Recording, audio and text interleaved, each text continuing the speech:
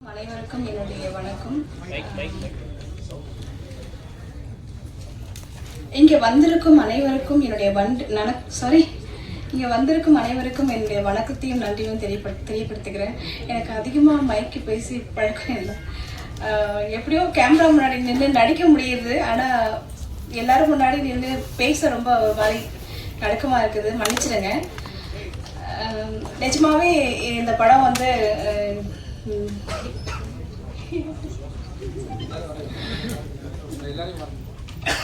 இந்த படத்தை நீங்க பார்த்துட்டு எங்களுக்கு நல்லபடியா சப்போர்ட் பண்ணணும்னு நான் கேட்டுக்கிறேன்.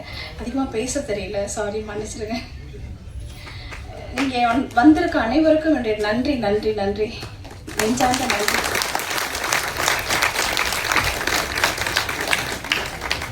நன்றி மேம், வாழ்த்துக்கள்.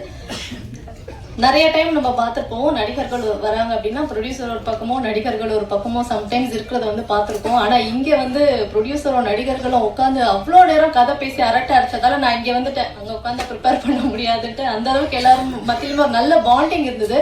அது மகிழ்ச்சியாக இருந்தது பார்க்கறதுக்காக. வாழ்த்துக்கள் மேம். தொடர்ந்து நம்மளுடைய நிகழ்ச்சிக்கு சிறப்பு அழைப்பாளராக வருகை தந்து படக்குழுவை வாழ்த்துவதற்காக வந்திருக்கக்கூடிய இயக்குநர்கள் சங்கத்தின் பொதுச் செயலாளர் திரு ஆர்.வி. உதயகுமார் சார் அவர்களை பேசுமாறு அன்புடன் அழைக்கிறோம். சார் எப்பவுமே கடைசியா பேசுவாரு, பட் இப்ப என்ன முதலே கூப்பிட்டுருங்க அப்படின்னு சொன்னதால முதல்ல நீ பாஸ்மா, நான் சொன்னதை உடனே செஞ்சிட ஒரு ஆளுன்னா அத சகோதரியாக தான் இருக்கும். இந்த படத்தோட டைட்டிலே ரொம்ப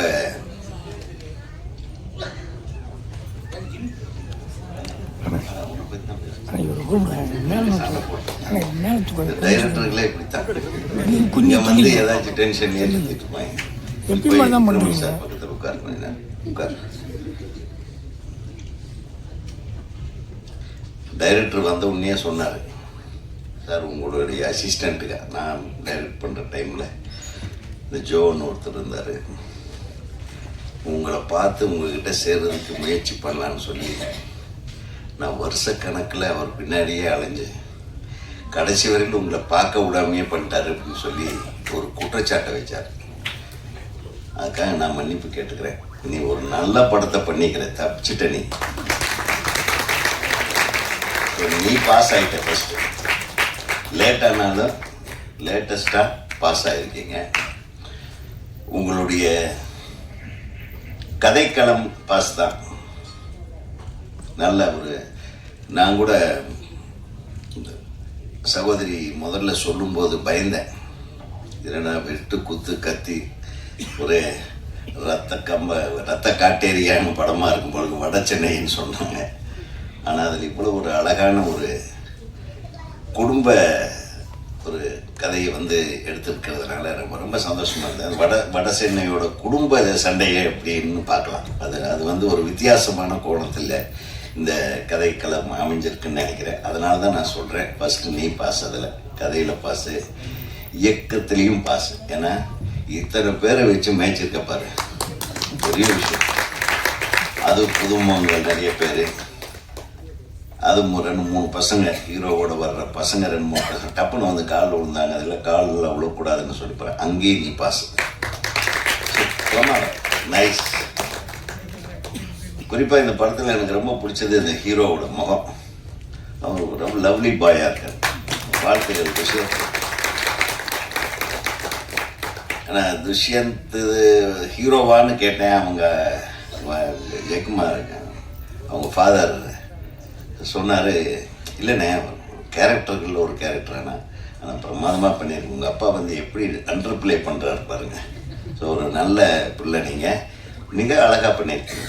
வெரி குட். அந்த ஸ்டைலு நீங்களும் அதில் பாஸ். அப்புறம் ஹீரோயின் நீ தானம்மா, அதே உன் சிரிப்பு முத்துக்கள் உதற மாதிரி ஒரு சிரிப்பு. அதனால் நீ டபுள் பாஸ்மா. சிறப்பாக இருந்தது. அதுக்கு அடுத்து இந்த படத்தில் நடித்த ஒவ்வொருவரும், அவங்க இருக்காங்க இந்த லாஸ்ட்டில் மேடம், அவங்களுடைய வாய்ஸே ஒரு பெரிய ப்ளஸ் பாயிண்ட். அவங்க வாய்ஸ் இன்னும் இந்த இவங்க நடிச்சிருக்காங்க, குமாரி, என்ன குமாரி, செந்தில் குமாரி, அவங்களுக்கு வாழ்த்துக்கள். மொத்தத்தில் எல்லா பாஸ் மார்க் வாங்கியிருக்கிற ஆளுகளை எல்லாத்தையும் வச்சு ஒரு நல்ல டீமை செட் பண்ண பாரு. கேமராமேன் நம்ம அவர் பிரபுவோட அசிஸ்டண்ட், அவர் பேர் தில்ராஜ். அதேங்கப்பா, தில்ராஜ்னு பெரிய ப்ரொடியூசர் இருக்கார் தெலுங்குல. எங்கேயா தில்ராஜ்? உடம்பு சரியில்லை, தில்லு சரியில்லையோ? சரி, தில்லுக்கு பிரச்சனை இல்லாமல் இருந்தால் சரி.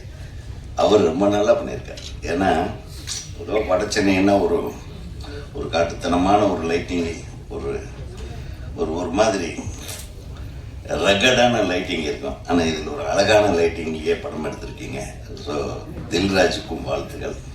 அவரும் இதில் பாஸ் ஆகிட்டார். அப்புறம் நம்ம எழுத்தாளர் யார், நம்ம பாடலாசிரியர் மோகன்ராஜனா, அது ரொம்ப நல்லா பண்ணியிருக்கீங்க. பாட்டு எல்லாமே அதுக்கு என்ன தேவையோ ஆல் பாஸ்ன்ற ஃபஸ்ட்டு வார்த்தையை யூஸ் பண்ணி எல்லாத்துக்கும் பாஸ் மார்க் போட்டு ஒரு பாட்டு எழுதுனது. அதுலேயே நீங்கள் டபுள் பாஸ் தான். அந்த பணத்தை பற்றி ஒரு பாட்டு, அது ரொம்ப ரசித்தேன் நான். ஏன்னா அதுதான் வந்து main knot of the subject. அந்த பணத்தை வச்சுட்டு இந்த குடும்பங்கள் படுற அந்த பணத்துக்காக எனக்கு ஃபுல்லாக தெரியல கதை.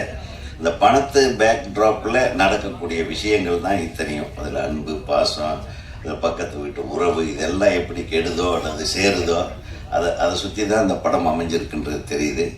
அதை அழகாக அந்த பாட்டில் கொண்டு வந்த நீங்கள் வந்து பாஸ் தான். இது எல்லாத்துக்கும் மேலே சூப்பர் பாஸ் வந்து நம்ம மியூசிக் டைரக்டர். அவர் முதல் படத்துலேயே பாஸ். அவர் பற்றி சொல்ல வேண்டியதில்லை, ஜேம்ஸ் வசந்தன். அந்த பாட்டு இன்னைக்கு என்ன மனசில் இருக்கும். நான் வந்த உடனே அவரை பார்த்த உடனே அந்த பாட்டை, அந்த டியூனை பாடினேன். ஸோ ஒரு மிகச்சிறந்த இசையமைப்பாளர், நல்ல அன்பானவர், அழகாக பண்ணியிருக்கார். நான் அவருக்கு இன்னும் கொஞ்சம் அந்த மெலடிக்கு வாய்ப்பு கொடுக்கல அப்படிங்கிறத நடுவில் அந்த ஆல் பாஸ் பாட்டிலேயே ஒரு மெலடி உள்ளே கொண்டாந்து வெளியே உருவிருப்பார். அதை எப்படி மெலடிக்காக ஏங்குறாருன்றது அதில் தெரிஞ்சிச்சு. அது ரெண்டாவது அழகான அந்த டூயட் பாட்டில் அதை நிறைவு செஞ்சுருக்காரு. பியூட்டிஃபுல்லாக இருந்தது. மொத்தத்தில் மோகனா மேடத்துக்கு ஃபஸ்ட் கிளாஸ். ஏன்னா மிகச்சிறப்பானவர்களை சேர்த்து ஒரு படத்தை தயாரிச்சிருக்கீங்க. அதில் வந்து உங்களுக்கு நிச்சயமாக வெற்றி உண்டு. அதனால் அவங்களெல்லாம் பாஸ் ஆகிட்டாங்கன்னா நீங்கள் ஃபஸ்ட் கிளாஸில் பாஸ் ஆகிருவீங்க. ஸோ உங்களுக்கு ஃபஸ்ட் கிளாஸ் கிடைக்க இந்த திரைப்படத்தில் எடிட்டிங் பாஸ்கர் நல்லா பண்ணியிருந்தான், ரொம்ப நல்லா இருந்தது. அது மாதிரி ஸ்டண்ட்டு ஜாஸ்தி இருந்த மாதிரி தெரியல, ஸ்டண்ட் டைரக்டர் இல்லையா, இருந்தாலும் பரவாயில்ல, வாழ்த்துக்கள். இந்த தொழில்நுட்ப கலைஞர்கள் அனைவரும் இந்த படத்தை அழகான படமாக, ஏன்னா இன்னைக்கு வர்ற படங்கள் எல்லாம் உட்காந்து பார்க்குற மாதிரியே இல்லை. பின்னாடி அடிக்கிறானா, முன்னாடி அடிக்கிறானா, நம்ம உட்காந்துருந்தா நம்ம சேர் பின்னாடி அடிக்கிற மாதிரி எல்லாம் உழுகுது, அடி உழுகுது. அந்த மாதிரி ஒரு அழகான ஒரு திரைப்படத்தை எடுத்திருக்கும் ஒட்டுமொத்த குழுவிற்கும் என் அன்பான வாழ்த்துக்களை சொல்லி தமிழ்நாடு திரைப்பட இயக்குநர்கள் சங்கத்தின் சார்பாக எனது வாழ்த்துக்களை சொல்லி என்னை அழைத்தமைக்கு நன்றி தெரிவித்து பாராட்டி, நம்ம ஈஆர் இருக்காரு, அவர் எங்கே இருந்தாலும் விட மாட்டார் நம்மளை. ஸோ கொஞ்ச நாள் அவருக்கு தப்பிச்சிட்டு இருந்தேன். ஆனால் இன்னைக்கு ஜெயபிரகாஷ் அவருடைய பையனுடைய படம்ன்றது ஒரு முக்கிய காரணம். அவர் நடிச்சிருக்கிற படம்ன்றதுக்காகவும் ஜேம்ஸ் வசந்தன் இசை என்பதற்கான அவர் ரொம்ப நாள் ஆச்சு நான் அவர் பார்த்து மீட் பண்ணி. ஸோ அவங்க இருவரும் இதில் வந்து மிகப்பெரிய வெற்றி அடைய வேண்டும். நமது இயக்குனருக்கு வந்து ரொம்ப நல்லா பண்ணியிருக்கேன், சூப்பர். இந்த மாதிரி தொடர்ந்து அடுத்த படத்தை மோகனா மேடம் கிட்ட வாங்கிடணும் என்ற முடிவோடு இதை வெற்றி படமாக்கணும் என்று வாழ்த்தி வெளிவருகிறேன். நன்றி, வணக்கம். மிக்க நன்றி சார். மெட்ரோ மகேஷ் அவர்களை தற்போது மேடைக்கு வருமாறு அன்புடன் அழைக்கின்றோம். மெட்ரோ மகேஷ் சார், ப்ளீஸ் மேடைக்கு வாங்க.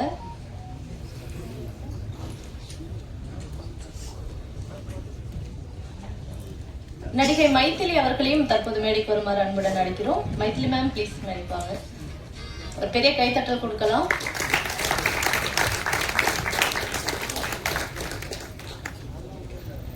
குடும்பங்கள் கொண்டாடும் திரைப்படம் அப்படின்ற டைட்டில்லாம் வந்து இப்போ பார்க்கறது அரிதா இருக்கு. பட் அந்த டைட்டிலுக்கு சொந்தக்காரர் அப்படின்னு பார்த்தோம்னா நம்மளுடைய விக்ரமன் சார் தான். ஸோ அவர் இந்த படத்தை, நம்மளுடைய ஆல் பாஸ் படத்தை குடும்பங்கள் கொண்டாடும் திரைப்படமா வெற்றி அடைகிறதுக்காக வாழ்த்துக்களை எங்களுக்கு வந்து நீங்க தெரிவிக்கணும்னு டீம் வந்து விருப்பப்படுறோம். ப்ளீஸ் வாங்க சார்.